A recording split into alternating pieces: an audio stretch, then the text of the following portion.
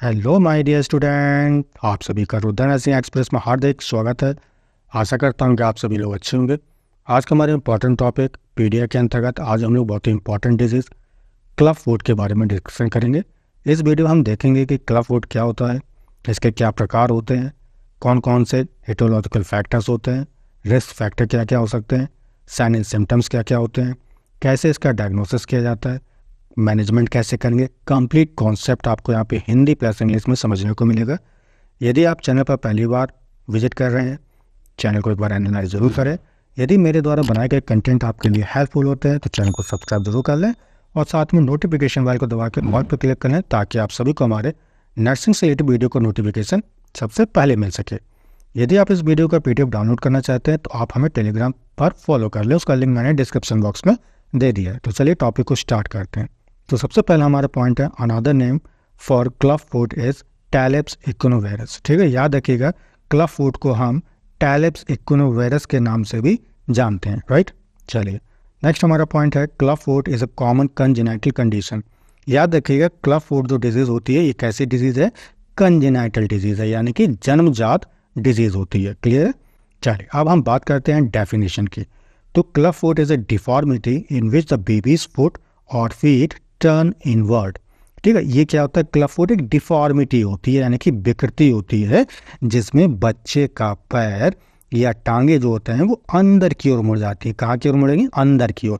देखिए फिगर में भी आप ध्यान से देखिए, ये क्या हमारा नॉर्मल फुट है, ठीक है, जो कि बिल्कुल सीधा होता है। जबकि क्लब फुट में क्या होता है, बच्चे का जो पैर आप देख रहे हैं वो अंदर की ओर कैसा है, बैंड कर रहा है। ठीक है, चलिए नेक्स्ट हमारा पॉइंट है about 1 out of every 1000 new borns will have club foot. ठीक है, कह रहा है कि यदि मान लीजिए 1000 बच्चों का जन्म हुआ है, ठीक है, तो याद रखिए 1000 बच्चे में कम से कम एक ऐसा बच्चा होगा जो क्लब फुट से ग्रसित होगा, राइट। चलिए नेक्स्ट हमारा पॉइंट है in this disease the tendons in your baby's leg and foot are shorter and tighter than they should be, that causes the foot to twist. ठीक है, इंपॉर्टेंट पॉइंट है, याद रखिएगा। इस बीमारी में क्या होता है, आपके बच्चे के जो पैर होते हैं, ठीक है, उसमें एक विशेष प्रकार की एक टेंडन पाई जाती है। टेंडन क्या होता है, याद रखिएगा, जो बोन से मांसपेशी को जोड़ने का काम करते हैं उनको हम क्या कहते हैं, टेंडन कहते हैं। ठीक है, तो इसमें क्या होता है, जो आपकी टेंडन होती है वो कैसी हो जाती है, अत्यधिक छोटी हो जाती है और उसमें कड़ापन आ जाता है, जिसके कारण क्या हो जाता है, पैर जो है मुड़ जाता है। क्लियर है। चलिए अब हम बात करते हैं टाइप्स की। तो सबसे पहला हमारा टाइप है आइसोलेटेड और इडियोपैथिक क्लब फुट। ठीक है, तो डेफिनेशन क्या होगी इसकी, club foot with no medical issue. यहाँ पे बच्चे को क्लब फुट तो है लेकिन क्लब फुट के अतिरिक्त कोई अन्य बीमारी जब ना हो, ठीक है, तो उस कंडीशन को हम क्या कहते हैं, आइसोलेटेड और इडियोपैथिक क्लब फुट कहते हैं। क्लियर है। चलिए नेक्स्ट है हमारा नॉन आइसोलेटेड क्लब फुट। याद रखिएगा ये आइसोलेटेड क्लब फुट के बिल्कुल अपोजिट होता है। इसमें क्या होगा, बच्चे को क्लब फुट है, साथ में अदर मेडिकल डिजीज भी हो सकती हैं जैसे आर्थोग्राइपोसिस। ठीक है, आर्थोग्राइपोसिस क्या होता है, ये एक जॉइंट प्रॉब्लम है, डिजीज है, ठीक है, जो कि बच्चों के जोड़ों में देखने को मिलती है। या स्पाइना बाइफिडा भी हो सकता है। ठीक है, साथ में स्पाइना बाइफिडा क्या होता है, एक ही न्यूरल ट्यूब डिसऑर्डर होता है। क्लियर है। आशा करता हूँ कि आपको टाइप्स के बारे में अच्छी तरह से समझ में आ गया होगा, आइसोलेटेड और नॉन आइसोलेटेड। ठीक है, चलिए बात कर लेते हैं हम लोग कॉजेज की। The causes of club foot is unknown, that is idiopathic but it may be a combination of genetics and environment. देखिए अगर हम बात करते हैं क्लब फुट के कारणों की तो कोई निश्चित कारण नहीं है। ठीक है, अभी तक हम लोगों ने कंफर्म नहीं कर पाया है कि ये किसके कारण होता है, लेकिन फिर भी एक अनुमान हम लगाते हैं कि जो जेनेटिक्स फैक्टर होते हैं, ठीक है, आनुवंशिकी कारक या एनवायरमेंटल फैक्टर्स होते हैं, इनके कारण क्लब फुट आपको देखने को मिल सकता है। क्लियर है। चलिए अब हम बात करते हैं रिस्क फैक्टर के, कौन कौन से ऐसे खतरे हो सकते हैं, जोखिम कारक हो सकते हैं जिसकी वजह से ये बीमारी हो सकती है। तो सबसे पहला क्या है हमारा, फैमिली हिस्ट्री। फैमिली हिस्ट्री से मतलब क्या है कि अगर मान लीजिए आपकी किसी माँ बाप के, आपके, ठीक है, आपके पेरेंट्स को ये डिजीज़ है तो उनके हो सकता है कि उनके जो बच्चे हों उनको भी ये डिजीज़ हो सकती है। ठीक है, चलिए नेक्स्ट हमारा पॉइंट है कंजेनाइटल डिजीज़। ठीक है, यानी कि कोई भी ऐसी कंजेनाइटल डिजीज़ हुई हो जैसे कि स्पाइना बाइफिडा हो, ठीक है, यानी कि कोई जन्मजात बीमारी हो, ठीक है, तो उसकी वजह से भी ये क्लब फुट हो सकता है। नेक्स्ट क्या हमारा इन्वायरमेंट। इन्वायरमेंट से क्या है, स्मोकिंग ड्यूरिंग प्रेगनेंसी, ठीक है, अगर कोई प्रेग्नेंट महिला है, अगर उस कंडीशन में वो स्मोकिंग कर रही है, तब ऐसी कंडीशन में भी बच्चा क्लब फुट से ग्रसित हो सकता है। क्लियर है।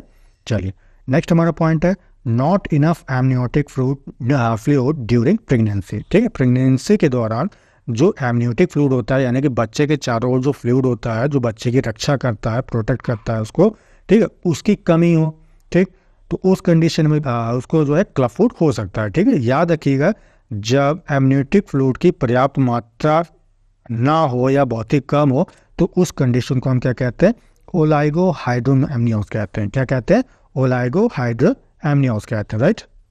चलिए बात कर लेते हैं हम लोग साइन एंड सिम्टम्स के। The most common sign of club foot is one और बोथ फीट टर्निंग इनवर्ड, ठीक है, इसका मुख्य साइन क्या होता है, याद रखिएगा, इसमें बच्चे की एक या दोनों जो फीट होते हैं, पैर जो होते हैं, वो अंदर की ओर बैंड कर जाते हैं, मुड़ जाते हैं। ठीक है, तो ये सबसे इसका कॉमन साइन होता है, राइट। अगला क्या हमारा किडनी शेप्ड फुट, जो पैर होते हैं वो कैसे हो जाएंगे, बिल्कुल एकदम किडनी लाइक हो जाते हैं। ठीक है, चलिए नेक्स्ट हमारा पॉइंट है deep creases on the inside, ठीक है, यानी कि अंदर की तरफ आपको काफ़ी ज़्यादा जो है गहरी सिलवटें देखने को मिलेंगी। ठीक है, चलिए नेक्स्ट पॉइंट क्या है, a smaller calf muscle in the affected leg, ठीक है, यानी कि ऐसी टांग या ऐसा पैर जो प्रभावित है क्लब फुट से, उसमें एक विशेष प्रकार की जो मसल्स होती है जिसको हम काफ मसल्स कहते हैं, वो कैसी हो जाती है, बहुत ही छोटी हो जाती है। क्लियर है।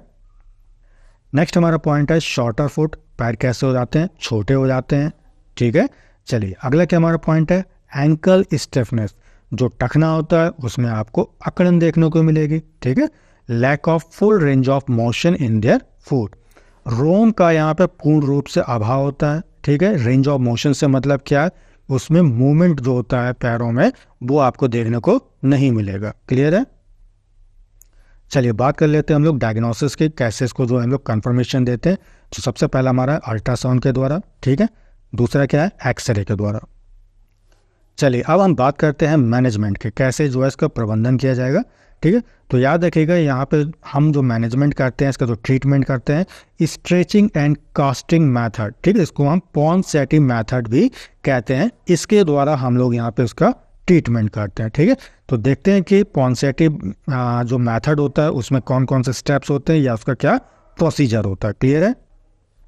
तो सबसे पहला हमारा पॉइंट क्या है, stretch your baby's foot toward the correct position. सबसे पहले हम क्या करेंगे, जो बेबी का पैर जहाँ जो मुड़ा हुआ था, ठीक है, जो अफेक्टेड लेग होता है, उसको हम क्या करते हैं, स्ट्रेच करते हैं, खींचते हैं, ऐसे खींचेंगे कि उसको थोड़ा सा नॉर्मल कंडीशन में हम उसको पैर को ला सकें। ठीक है, चलिए नेक्स्ट पॉइंट है, अब हम क्या करेंगे, put their foot in a cast, ठीक है, which start at their toes and goes all the way to their upper thigh. ठीक है, उनके पैरों को एक कास्ट में रखेंगे, कास्ट क्या होता है, फर्मा टाइप का होता है।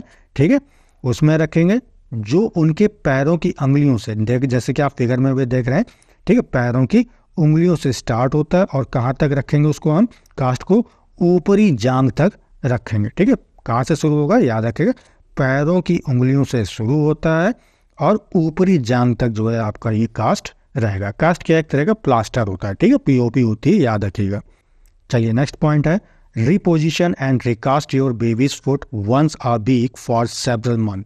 ठीक है, यानी कि कई महीनों तक जो है हफ्ते में हमें एक बार, जो प्रोसेस मैंने अभी आपको बताई थी ए और बी, इस प्रोसेस को हम लगातार जो है कई महीनों तक हफ्ते में एक बार करते रहेंगे। ठीक है, चलिए अगला हमारा पॉइंट है cut your baby's heel cord. ठीक है, हील कॉर्ड से मतलब क्या है, यहाँ पे जो टेंडन होती है जिसको हम एक्लिस टेंडन कहते हैं, उसको हम थोड़ा सा कट कर देते हैं। ठीक है, इस कट प्रोसीजर को क्या कहते हैं, जब हम किसी एक्लिस टेंडन को कट कर देते हैं तो ये प्रोसीजर क्या कहलाती है, याद रखिएगा, टीनोटॉमी कहलाएगी। क्या कहलाएगी, टीनोटॉमी कहलाएगी।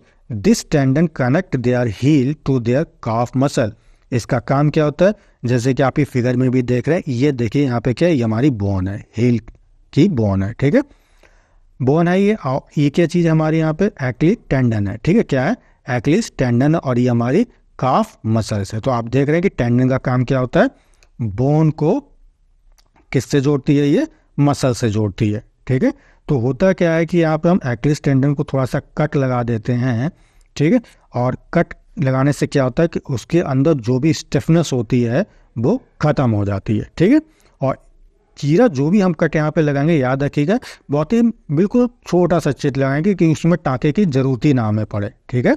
नेक्स्ट पॉइंट क्या हमारा, put on a new cast as their tendon heals which takes about 3 weeks, ठीक है। जैसे ही उनकी जो टेंडेंस होती है वो ठीक हो जाती है, तब हम क्या करेंगे, नई कास्ट लगा देते हैं जिसमें लगभग 3 सप्ताह लगते हैं। अगला क्या हमारा पॉइंट है, एज योर बेबीज रिकवर, जैसे जैसे हमारा बच्चा जो है ठीक होता जाता है तो हमें निम्नलिखित चीज़ों की आवश्यकता पड़ती है। तो सबसे पहला क्या है, do stretching exercise so their feet stay in the correct position, ठीक है। अब हम क्या करेंगे, क्या अप्लाई करते हैं, स्ट्रेचिंग व्यायाम, ठीक है। व्यायाम जो है बच्चे को अप्लाई करेंगे ताकि उनके जो पैर हैं वो सही स्थिति में बने रहें। चलिए देखते हैं अगली नीड क्या हमारी, वियर स्पेशल शूज और a foot brace for a few years, ठीक है। तो कुछ वर्षों तक जो हमें बच्चे को विशेष जूते या फुट ब्रेस उसको पहना के रखना है, ठीक है। जैसे कि आप ये फिगर में देख रहे हैं, ये क्या होता है, हमारा फुट ब्रेस होता है, राइट। आशा करता हूँ कि टॉपिक आपको अच्छे से समझ में आ गया होगा। टॉपिक कैसा लगा कमेंट करके जरूर बताएं। यदि आपको ये वीडियो अच्छा लगा है तो उसे लाइक जरूर करें और अपने दोस्तों के साथ में ज़्यादा से ज़्यादा शेयर करें। और इस चैनल से रिलेटेड या कोई आपका टॉपिक हो तो उसे कमेंट बॉक्स में ज़रूर लिखें, उसका आंसर देने में मुझे खुशी मिलेगी। तो तब तक के लिए अपना ख्याल रखें, take care and bye bye, thank you so much.